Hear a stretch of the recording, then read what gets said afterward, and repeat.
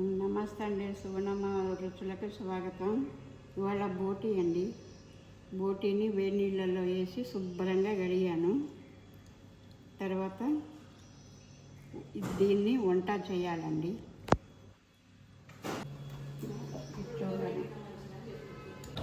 వేడి నీళ్ళల్లో వేసి శుభ్రంగా కడుక్కోవాలండి.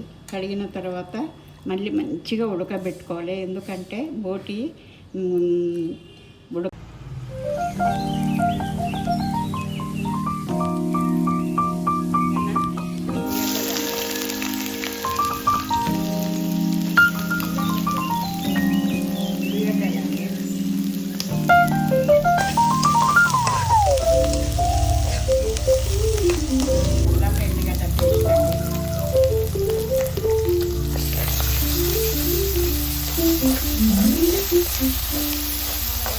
పచ్చిమిర్చి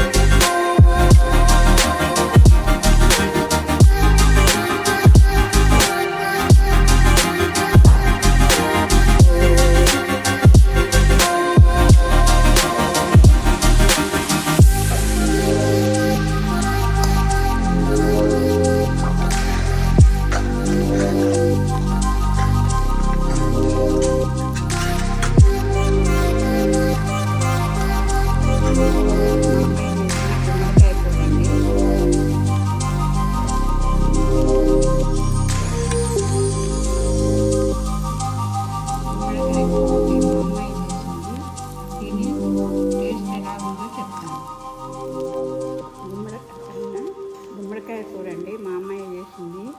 తిని టేస్ట్ ఎలాగుందో చెప్తాను. చాలా బాగుందండి. బోటీ కూర అండి నేను చేసిన. తిని చూసి టేస్ట్ ఎలాగుందో చెప్తాను.